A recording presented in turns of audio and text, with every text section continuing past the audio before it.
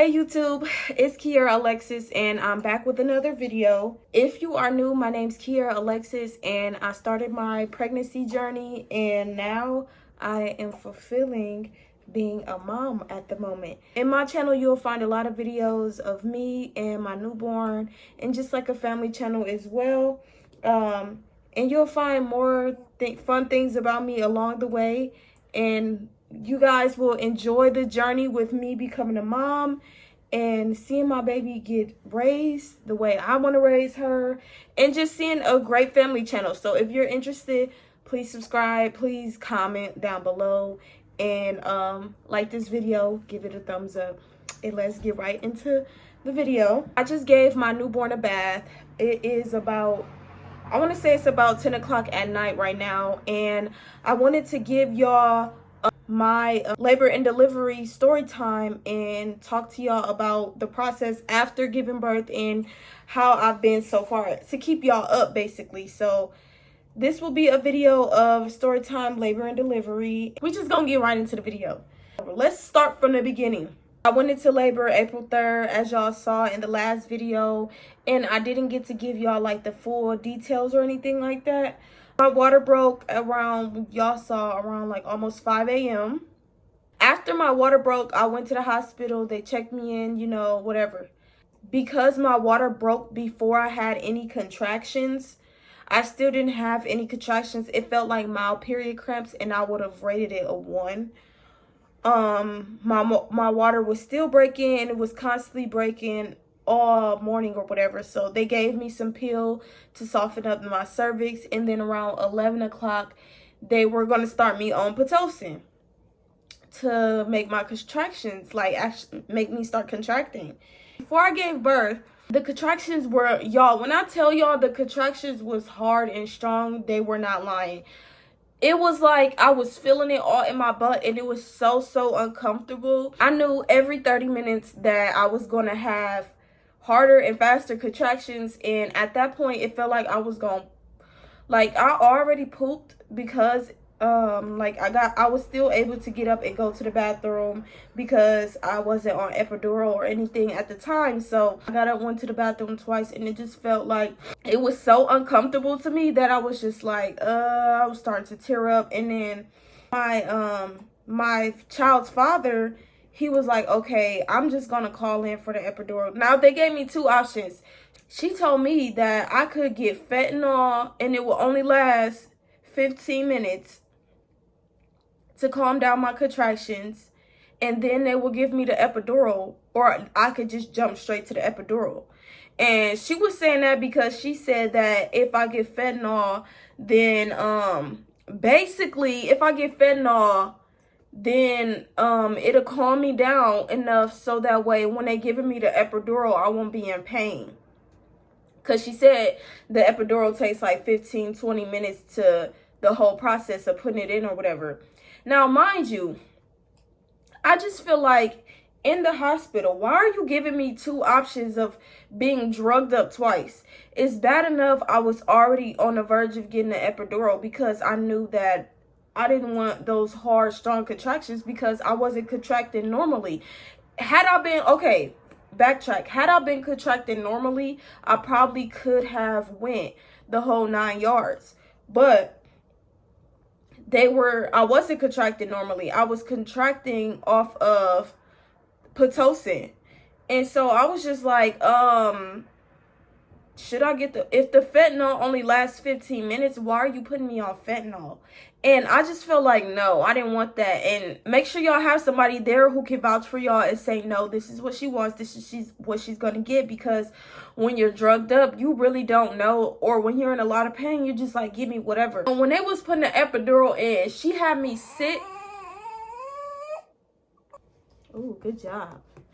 Now, when they were having me, she burped already on her own as soon as I sat her up. But when they had me do the epidural, they had me sit up. Y'all know, like the videos. If you haven't seen it, you could go Google it or whatever. And the lady, the nurse, she was really calm. The process, I didn't it didn't hurt as bad as I thought it would hurt. I was crying though because I was so scared that I might move or anything like that. And when I was contracting, it was just like, oh, for the contract, ooh, ooh. I was just doing that the whole entire time, but it wasn't like I was screaming, crying or anything. It wasn't that bad. I would definitely rate the getting the epidural. I would probably rate it like a 5. It was just weird. Whatever. The contractions, I would rate that like a 6. It was just very uncomfortable. It wasn't as bad. It didn't feel like I was getting hit by a bus. It didn't feel like I was getting constantly stabbed.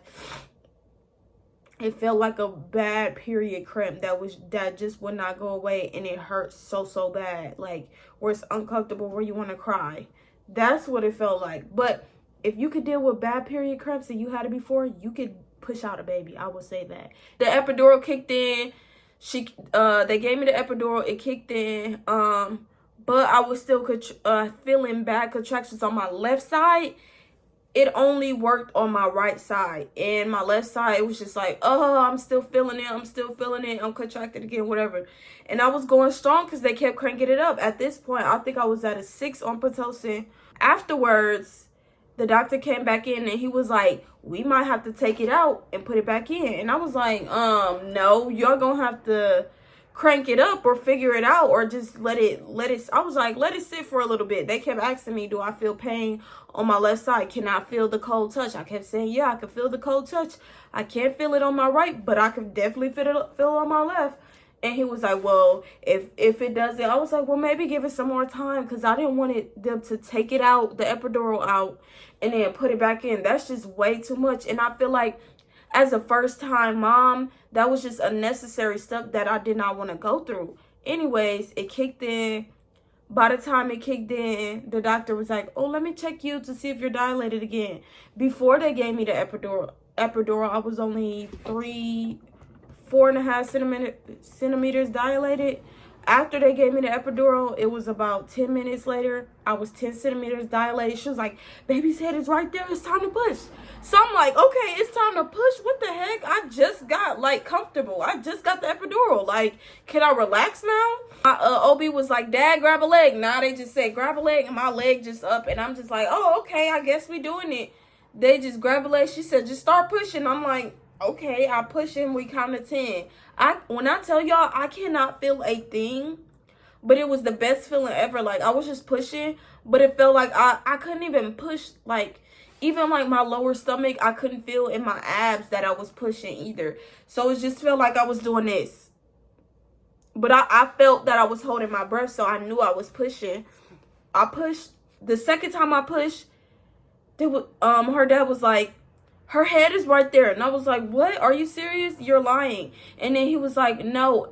The nurse was like, her head is definitely right there. Oh my gosh. Everybody kept saying, she has a lot of hair. Come on, Kiara, you got this. I'm like, second push already. Now y'all just juicing it, because ain't no way second push in, her head is already right there. But okay. So I contract again. I'll push again like 3 times. Each time for 10 seconds. And then he was like, oh my, they kept saying, oh my gosh, she's right there. She's right there. And I'm like, oh my gosh, this is happening so fast. And then the nurse was like, okay, this time when you push, you're going to do 5 seconds, breathe. And then we're going to do another 5 seconds. And then we're going to do another 5 seconds. So I did that. I did 5 seconds. 1, 2, 3, 4, 5. 1, 2, 3, 4, 5. 1, 2, 3, 4, 5. And by the third one, she came out. And I just didn't know what to think. And I was just like, oh my gosh. And they put her on my chest. She was screaming. She was wailing. Her dad cut the umbilical cord. Everything was fine. She did have jaundice. So we was in the hospital for like 3-4 days straight. And after we were in the hospital, they sent me home with this Billy blanket to help with the lights or whatever, to get rid of the jaundice, the bilirubin out of her system. I don't know. It was just so much. It felt like bullshit. If I'm being honest, that's what it felt like. Because it was like, back then, they didn't have these blankets. They didn't have, like, okay, for the moms out there, like moms who have multiple children, right? when y'all gave birth, and I mean like the older women too, when y'all gave birth, did y'all have to, and I'm especially African American culture, and if anybody had a kid who had jaundice, did they put them on these like blue lights? These, she had to wear these goggles. She had to be bare butt naked down to her diaper. She was not able to be swaddled at all. And you know newborns like to feel swaddled. So she was just hysterically screaming with her arms and legs the whole time under this blue light. And it was just crazy because it was like, what the heck? Like, we can't swaddle her. We can't hold her, nothing. She have to be under this light. Boom. They did that for a couple of days. They sent me home. When they sent me home, the next day, they sent me home with a Billy blanket. There's something called a Billy blanket. So it was like a blanket with a blue light in it or whatever. It wasn't even a blanket. It was just like this long thing. You can look it up, Billy blanket or whatever. And you put it on her and she sleeps on it and she has to be on it 24/7. I felt like that did not do anything. I felt like what really helped was me pushing out breastfeeding her every 2 hours on the dot, because that was flushing all the bilirubin out of her system. I don't feel like that Billy blanket or them blue lights help, and I feel like I was in the hospital longer than I should have been. And honestly, I could be wrong because I'm not a nurse or whatever. And like when they say your kid has jaundice, they just need vitamin D, put them out in the sun. The doctors are saying it's more to that, whatever. But honestly, I just feel like back then when they did not have this advanced technology and a child had jaundice, what did they do? Because they didn't have Billy blankets. They didn't have these blue lights, blue UV lights that they were putting their children under that they were putting their children under to basically get the bilirubin out of the system. And I don't even know what bilirubin is, but I guess it's something to do with jaundice or whatever. So then we had the pediatrician appointment.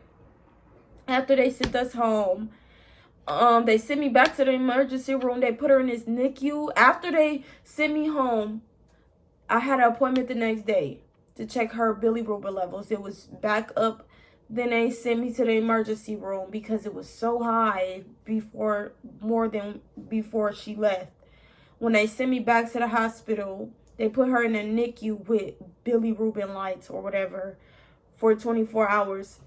Then the next day, they was like, you're just being here for overnight. So the next day, the doctor, he wasn't a pediatrician, he was a doctor, and some other doctors came in, was like, you might be able to get out of here. Now, mind you, it's been almost a week at this point. And he's like, you might be able to get out of here today. We'll check again about 3. And at this point, I'm like, no, I do not want to be here another freaking day. Like, no, these lights aren't doing anything. These blue lights aren't doing anything. These UV lights you're putting her under, because how come it's like they will be like, okay, we put her under the light, her levels go down. We take her off of the light, her levels skyrocket back up. So my question is, if her levels were skyrocketing back up every time we took her off the lights, what was the point of keeping her on the lights? You would have to keep her on the lights 24/7 nonstop for it to just stay like that completely forever. And I'm like, well, we don't have, this is not a forever thing. So every time we take her off, it skyrocket back up. Her levels, bilirubin levels of jaundice was skyrocketing back up. And I was just like, okay, this does not make sense. This light is not doing anything, because when you take her, it's only working when she's on it. But it's not like, it's not a permanent fix. This is only temporarily fixing it. And y'all not trying to cure it. Y'all trying to treat it. Like y'all not trying to cure it. It seemed like they were just trying to treat it. So they were just putting her back on the light. So I was just like, I called my sister. I called my mom. I actually always give my sister's advice, my older sister advice before anything. And she was like, you know what, Kiera? You are the parent. So if you want to leave, you could tell them you don't want her there anymore. You want to be discharged. Anyways, I had a pediatrician appointment that day anyways, around like 2 o'clock. And it was like, well, I don't think you'll be able to make it to a pediatrician appointment. You'll just have to reschedule. And I was just like, you know what? I just feel like I talked to my sister about it, and then my sister was like, you're the parent. You feel like do what's best for you. Like, you don't have to agree with what they're saying. They're the doctors, but you just because they're the doctors doesn't mean you have to listen to them. Listen to your pediatrician and just go to your pediatrician. So I was like, you know what? I think I would like to actually make it to, I told the doctor, he tried to make me stay another day. And I was like, okay, no, we're not staying another day. We've been here a week. This is going on way too long. These lights aren't doing anything. I would rather talk to her pediatrician. If y'all could discharge me so I can make it to her appointment instead. I go to her appointment. I missed the appointment, so they scheduled it for like a week later. No, like a couple of days later, maybe 4 days later. And in that time span, I put her on the light still for those time span. And then when she had her appointment, and then mind you, when they're checking her bilirubin levels, they prick her blood from her feet like 5 to 10 times. Like they do it to fill up these tubes filled with blood. So, I was tired of her feet getting pricked. She got pricked every day, like twice a day, every day since she was born. And I was like, no, this is way too much pricking going on. Like, no. So the pediatrician pricked her the last time at the appointment. And she was like, she's fine. Her levels are fine. You can get her off that light and everything is normal. They gave me a prescription for vitamin D drops and they left it at that. And, that was that of the whole jaundice situation. That was the hardest part because I had to stay up in the hospital with her and she would not go to sleep because she couldn't be swaddled. She had to be butt naked under this light, and the light wasn't heated as well, so she was cold. There was no light.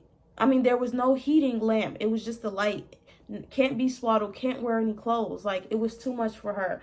And that week was tough because she was getting up crying throughout the night because of the fact that it's cold. I'm not swaddled. I don't feel like I'm in mommy's tummy. I can't do skin to skin with her, whatever. But yeah, that was my whole journey of the labor and delivery situation. Everything was fine. Now we're 6 weeks in, and I'm not gonna lie, it is a hard process for me, and I'm having a hard time with, like, now she just ate and it's time for her to sleep. I gave her a bath. I gave her some calming lotion and a calming body wash to get her to sleep. I gave her a warm bottle of milk. And now it's like, once I lay her down in this bassinet, she'll probably sleep for 20 minutes, wake up and cry. And this will go like throughout the day. She will only sleep if she's in my arms. And then people always keep saying, you gonna spoil that baby. You gonna spoil that baby. Because I'm holding her. But for a newborn, I feel like newborns need to have, there's no such thing, excuse me. There's no such thing as spoiling a newborn. Maybe if she was 6 months and I was doing this, then yeah. But I do want to try to wean her off of sleeping, like, you know, falling asleep in arms. Because at night, like, I just want her to go down and then only wake up if I have to change her or feed her myself. It's gotten a little bit easier throughout the night because sometimes she will go 4 hours, 5 hours of sleeping without crying or anything. And I will have to do the waking up myself to feed her. So that's been a plus. But I think she's grown out of that stage where she would just cry for a couple of hours. Because it's 10 o'clock, she's already asleep. And yeah. So yeah, that is my journey. I want to do, if you stayed through this process, I really appreciate it. I'm not going to cut or edit anything out because I just felt like this was a real good chit chat with y'all. And I just felt like, you know, I wanted to be transparent and open with y'all. Y'all might feel like it's a lot of rambling going on, but for the ones who actually went through the process before or actually want to know, this is not a lot of rambling at all. This was just like me telling y'all into detail everything. I want to do a lot more videos, y'all. So that was the end of the story time. It was a great, successful labor and delivery process. Pushed for like 5 minutes, no pain because I had the epidural. and water broke just fine. I just had to get the Pitocin, and epidural didn't feel anything. It was pretty fine. I was just nervous. But that's the end of that story time. What I really want to get into now is to ask y'all questions, and y'all leave a comment below, because I'm starting to engage with y'all. I'll be seeing y'all comment, and I'll be responding to y'all. Like, it really makes me feel good when y'all actually comment, like, as if y'all paying attention, instead of just commenting, oh, cute, or oh, pretty. Don't get me wrong, I appreciate that. But I just see somebody comment, and she was like, oh my gosh, this is where the stage began. I'm excited, da da da da. She said something along those lines. And I was just like, oh yes, she excited just like me, because this is where it gets fun with the videos. Like, this is where the journey begins, and it gets fun from here on out. So if y'all got suggestions on why am I stumbling? If y'all have any suggestions on what videos y'all want from me, leave a comment, because I'll look at my comments. I'll respond to my comments. Every last comment I probably responded to, because I have time, and my audience is so small that I can take my time and respond to everybody. But I was thinking, I want to do a 24 hours with the newborn. I want to do a nighttime routine with the newborn. I want to do a day in my life with her and stuff like that. Just while she's young. And then when she gets older, of course, we're going to do like hair care routines, you know, stuff like that, and start teaching her things that I want to instill in her, as far as proper etiquettes and femininity, and teach her about how to be feminine and how to be a strong, independent woman young, and teach her those words of affirmation. Y'all can hear her learn things very early, and the process of me finding preschool or daycare and all of that. Like, I want to do all of that, and I get my inspiration from the McClure twins, the Maisley channel. Who else I used to watch? Oh, Raven Elise, and this other girl named, what is her name? Her name is I don't know her name off the top of my head. I don't know her name off the top of my head, but she got like 3 boys. She light skinned. She like in her early 20s or whatever. What is her name? I don't know. But those people, I love, like, I get my inspiration from those 4 people. Mainly them, started with the McClure twins. Oh, yeah, and also, I used to watch Unique Lachey. So if y'all know who that is, you'll know too. But she was the first person who I actually watched, who was a single mom doing, like, her channel. And then it was Raven Elise. But I used to stay watching the McClure twins when they were, like, 2. And then later on in life, I started watching the Maisley channel. And I love that channel. I want a big family so bad or whatever. But I got my inspiration from them. So when I decided when I found out I was pregnant, I said, yes, I'm going to document my journey. And I am going to have a ball. And I'm going to get up and record and stuff like that. So let me know in the comment section what video I could do with her at this early stage. Because it's not a lot of stuff I could really do. And show y'all. And the house is like really junky right now, because I'm still learning. Me and her dad are still learning how to navigate with her specifically. And it's a lot, but yeah, it's worth it. And I want to get out a video of my breast pumping and showing y'all like how I get things done in a day, because I haven't been able to get anything done with this newborn, but I've been trying. So I've been rambling way too long. I'm gonna get off here. It's pretty late. If y'all stay to the end, let me know who is y'all favorite family channel in the comments below. That way I can look them up and watch videos on them too, just to get some inspiration on things I could be doing with my newborn or child. Yeah, and I just want to thank y'all so much for watching my videos. I say this every time, but I am truly blessed, and I'm thankful, and I thank the Lord up above for giving me this opportunity and this platform to be able to embrace and share my journey and be able to put something positive out into the world, because a lot of times you go on YouTube or TikTok or whatever, we see a lot of negativity, and we just want to promote positivity and love over here.